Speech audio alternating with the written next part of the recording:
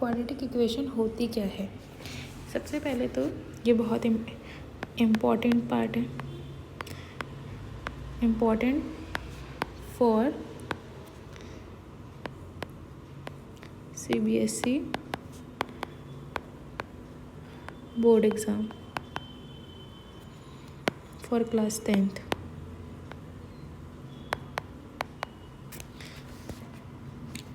Quadratic equation पढ़ने से पहले हम पढ़ेंगे थोड़ा सा पॉलिनोमियल। पॉलिनोमियल क्यों पढ़ने वाले हम, ताकि हमें थोड़ी सी इन्फॉर्मेशन मिले कि क्वाड्रेटिक इक्वेशन क्या होता है। पॉलिनोमियल थोड़ा सा हम जानते हैं। सबसे पहले हमने पढ़ा था एक लीनियर पॉलिनोमियल, लीनियर पॉलिनोमियल। उसके बाद हमने पढ़ा है क्वाड्रेटिक पॉलिनोमियल, और हमने क्या पढ़ा है क्यूबिक पॉलिनोमियल। ये सब हमने पढ़े हैं। अब आपको ये पता होना चाहिए कि लीनियर पॉलिनोमियल क्या होता है, जिसकी पावर जो है जो भी हमारा कोफिशिएंट होता है एक तो, और दूसरा होता है हमारा वेरिएबल। अगर वेरिएबल की पावर 1 है तो इसका मतलब वो लीनियर पॉलिनोमियल है। अगर उसकी पावर 2 है तो वो क्वाड्रेटिक हो गया। उसके बाद उसकी पावर अगर 3 है तो वो क्यूबिक हो गया। यानी कि हाईएस्ट पावर पे डिपेंड करता है कि वो कौन सा पॉलिनोमियल है।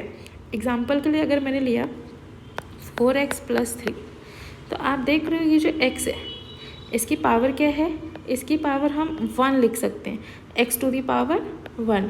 अगर x⁻1 है तो इस पूरी इक्वेशन में हाईएस्ट पावर हमारी 1 है, इसलिए हम इसको क्या बोलेंगे, लीनियर पॉलिनोमियल। क्वाड्रेटिक पॉलिनोमियल क्या होते हैं, अगर हाईएस्ट पावर 2 है, एग्जांपल 2x² + 3x - 5। अब आप इस इक्वेशन में देख रहे हैं कि हमारी जो हाईएस्ट पावर है x की वो क्या है, 2 है। हाईएस्ट पावर हमारी क्या है, 2 है, तो उसको हम क्या बोलते हैं, क्वाड्रेटिक इक्वेशन। क्यूबिक पॉलिनोमियल यानी कि हाईएस्ट पावर 2 है तो इसीलिए हम उसको क्या बोलेंगे, क्वाड्रेटिक पॉलिनोमियल। अगर हाईएस्ट पावर 3 हो तो उसको हम बोलेंगे क्यूबिक पॉलिनोमियल। अब हाईएस्ट पावर 3, एग्जांपल के लिए जैसे मैंने लिया 4x³ + 3x² + 5x - 6। अब ये जो इक्वेशन है आप देख रहे हैं, इस पूरी इक्वेशन में हमारी जो हाईएस्ट पावर है यहाँ पे आपको दिख रही है कि x⁻3, इसीलिए हम इसको क्या बोलते हैं, हम क्यूबिक पॉलिनोमियल। ऐसा ज़रूरी नहीं है कि अगर हमने उसमें क्यूबिक पॉलिनोमियल लिया है तो उसमें सारी पावर हो। डायरेक्ट अगर मैंने ऐसा भी लिखा 4x³ - 3x - 7, तो ये भी हमारी जो इक्वेशन है वो हमारी क्यूबिक पॉलिनोमियल के अंडर ही आती है, क्योंकि किसी भी इक्वेशन में जो उसकी हाईएस्ट पावर होगी तो उसके ऊपर उसके पॉलिनोमियल जो है वेरी करेगा। जैसे कि अगर हाईएस्ट पावर 1 है तो लीनियर पॉलिनोमियल, हाईएस्ट पावर 2 यानी कि क्वाड्रेटिक पॉलिनोमियल, हाईएस्ट पावर 3 यानी कि क्यूबिक पॉलिनोमियल। इन केस अगर हमारी पावर हाईएस्ट जो है 4 है, एग्जांपल के लिए ले लिया मैंने x⁴ + 3x² + 7x + 2। अगर मैंने ये ले लिया, ये भी इक्वेशन, अब आप कहेंगे कि इसमें पावर हमने 3 नहीं ली है, कोई प्रॉब्लम नहीं है। हाईएस्ट पावर हमें क्या दिख रही है, 4, तो हाईएस्ट पावर 4 है तो इसको हम क्या बोलते हैं, by quadratic polynomial, by quadratic polynomial. इसी से हमारे फॉर्म होते हैं इक्वेशंस। क्या फॉर्म होते हैं, इक्वेशंस। अब इक्वेशंस को हम शॉर्ट में इस तरीके से भी लिख देते हैं। तो ये इक्वेशन हमने लिखा, इक्वेशन क्या होता है, जब हम किसी भी पॉलिनोमियल को इक्वेट कराते हैं इक्वल टू 0 से, उसको हम बोलते हैं इक्वेशन। उसको हम क्या बोलते हैं, इक्वेशन। अगर हम कोई भी पॉलिनोमियल को 0 से इक्वेट कराते हैं तो उसको हम क्या बोलेंगे, इक्वेशन।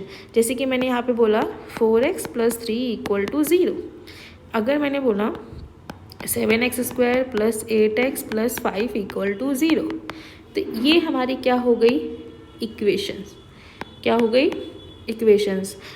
ऐसा ज़रूरी नहीं है कि पावर 2 हो, कुछ भी पावर हो सकती है। जैसे कि मैंने लिया 4x³ plus 7x² plus 2x plus 5 equal to 0। आप देखो यहाँ पे मैंने इक्वल टू सब में 0 रखा है, यानी कि इक्वेट कराया है हमने 0 से, ताकि जो भी हमारे पास वेरिएबल है उसकी वैल्यू आ सके।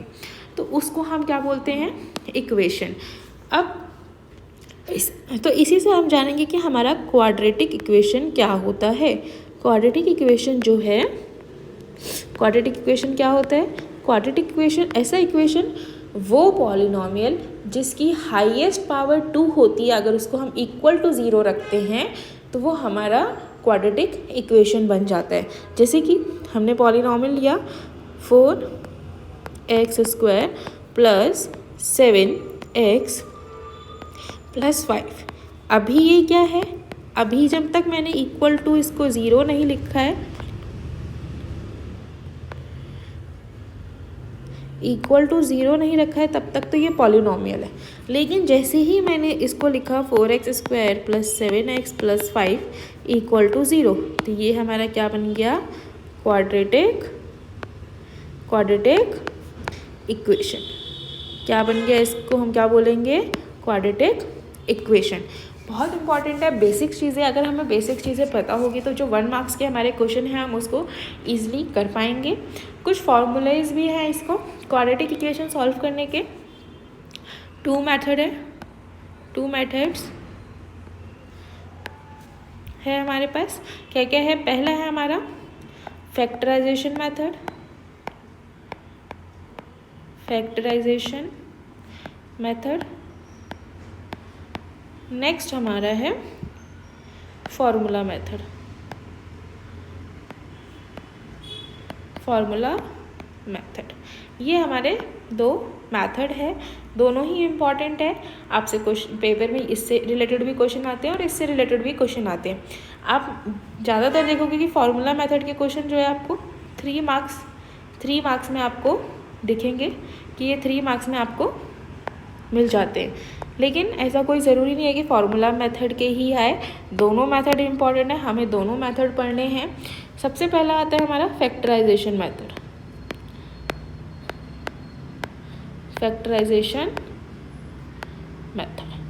फैक्टराइजेशन मेथड हमारा कौन सा मेथड होता है, हमने ये 8th क्लास में भी पढ़ा है, 9th में भी पढ़ा है, इवन 7th में भी पढ़ा है। कोई बात नहीं, अगर कुछ बच्चों ने नहीं पढ़ा है तो हम आज बेसिक से एकदम सीखेंगे कि फैक्टराइजेशन मेथड क्या होता है। उससे पहले हमारी फैक्टराइजेशन मेथड की एक स्टैंडर्ड फॉर्म होती है, स्टैंडर्ड फॉर्म होती है, जैसे कि ax² plus bx plus c equal to 0।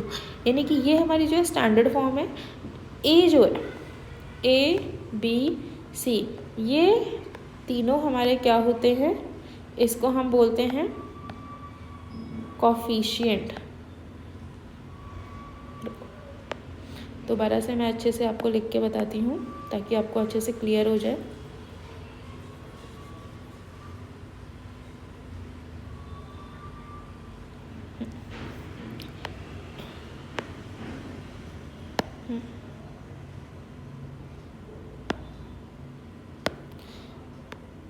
ax² plus bx plus c, तो जो a है, a इसका b और यहाँ पे c, ये हमारा, इसको हम क्या बोलते हैं, कोफिशिएंट। क्या बोलते हैं, कोफिशिएंट। उसके बाद नेक्स्ट हमारा, जैसे कि अगर हमने लिया, नेक्स्ट ले लेते हैं आपके एक्सप्लेनेशन के लिए, जो हमारा x² है, b के साथ x है, इन दोनों को हम क्या बोलते हैं, वेरिएबल। क्या बोलेंगे, वेरिएबल। थोड़ा सा और एक्सप्लेन कर देती हूँ ताकि आपको अच्छे से समझ आ जाए। अगर मैंने बोला आपसे कि 7x² प्लस 8x प्लस 5, ये वाला जो पार्ट है 7, 8 एंड 5, ये तीनों ही हमारे किसके अंदर आते हैं, कोफिशिएंट। और जो हमारा एक्स स्क्वायर है और एक्स है, ये हमारा क्या है, वेरिएबल। आपसे क्वेश्चंस आते हैं। मैंने आपको स्टैंडर्ड फॉर्म बताया। आपसे अगर मैंने पूछा ए क्या है, बी क्या है और सी क्या है, तो आप क्या बताओगे? बहुत इजी है, आप सभी ट्राई करो। क्या होगा, ए बी सी। अभी मैंने आपको स्टैंडर्ड फॉर्म बताई ना कि A x square plus B x plus C. तो आप बताओ, ये हमारा वेरिएबल हो गया और ये वाला जो है हमारा, वो क्या हो गया हमारा,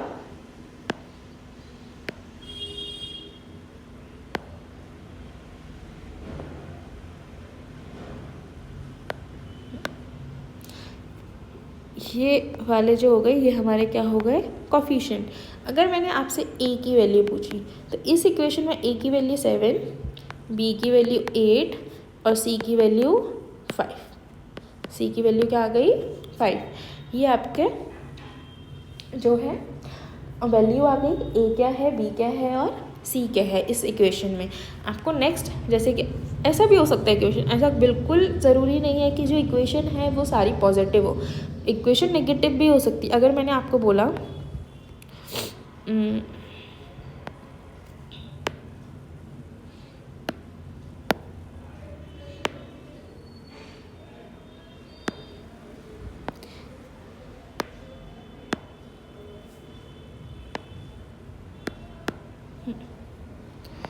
9x square minus 7x plus 5 equal to 0, मैंने आपको ऐसा बोला।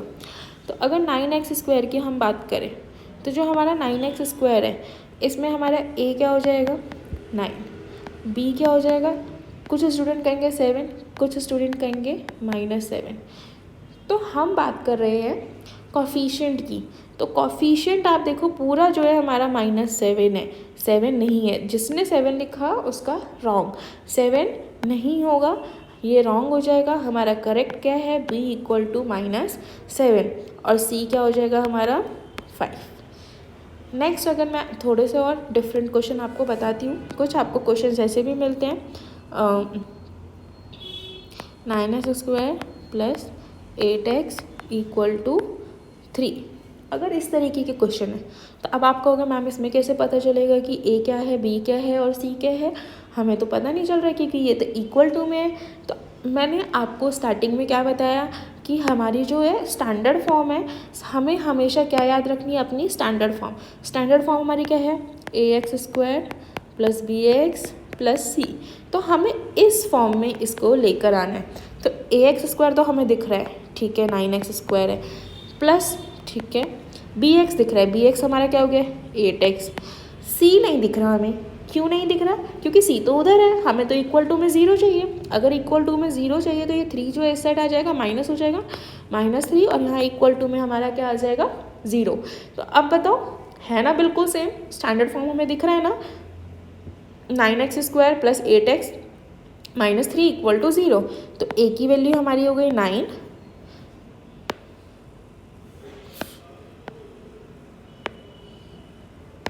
ए की वैल्यू हो गई हमारी 9, बी की वैल्यू हो गई 8 और सी की वैल्यू हो गई -3। कुछ क्वेश्चंस मैं आपको दे रही हूँ, जैसे कि कुछ क्वेश्चंस दे रही हूँ, आप लोग ट्राई करो। मैंने बोला 9x square minus 8x -3 equal to 0, 7x square plus 3x plus 5 equal to 0।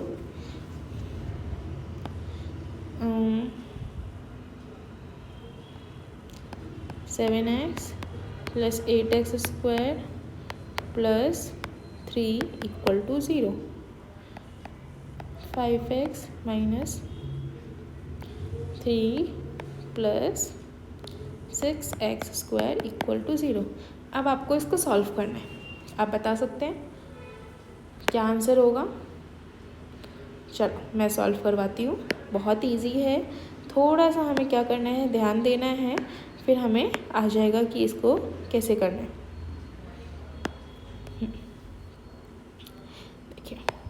क्या हो जाएगा। इसमें आप देख रहे हो हम पहले स्टैंडर्ड फॉर्म लिखेंगे। हमारी स्टैंडर्ड फॉर्म क्या है, ax² + bx + c = 0। यहाँ पे पहले हमारा क्या है, x² है, फिर x है, फिर c है।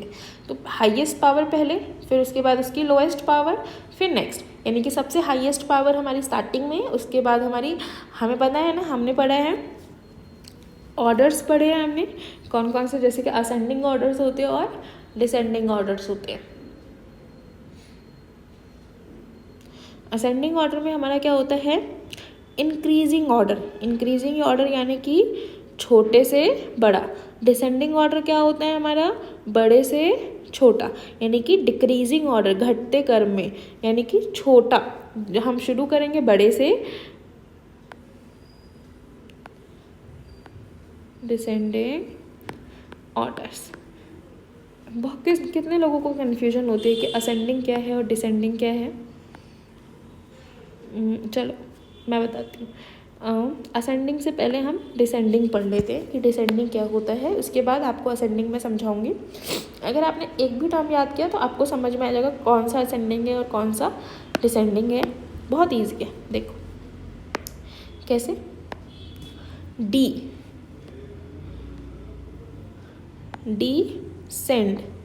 डिसेंड मतलब कि डिक्रीज होना, सबको पता है ना।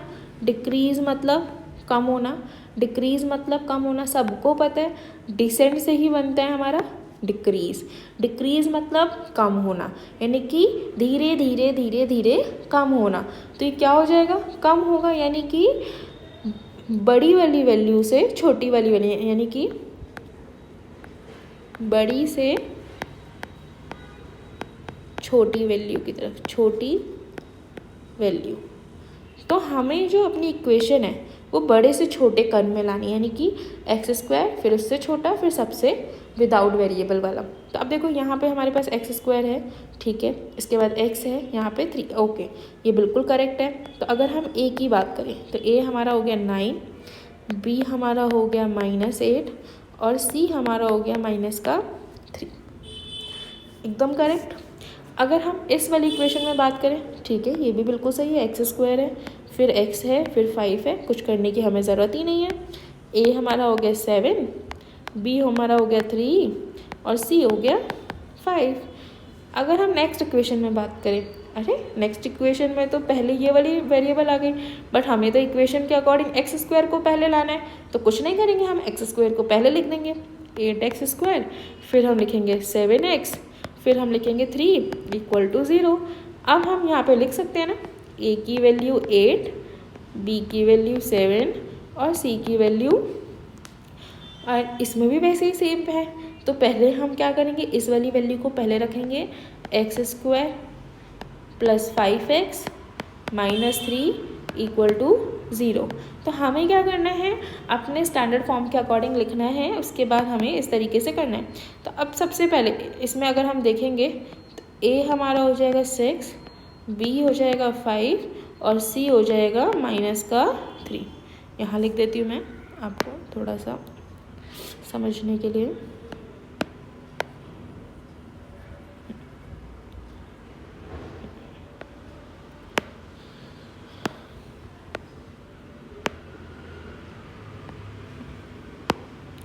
ज़ीरो, a की वैल्यू 6, b की वैल्यू 5 और c की वैल्यू -3, ओके। बाकी का हम कल की क्लास में कंटिन्यू करेंगे। कौन सा मेथड कंटिन्यू करेंगे कल, फैक्टराइजेशन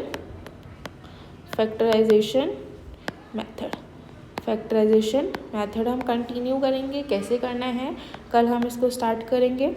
आज के लिए इतना ही, बाय बाय। चैनल को लाइक करें और सब्सक्राइब करें, बाय बाय।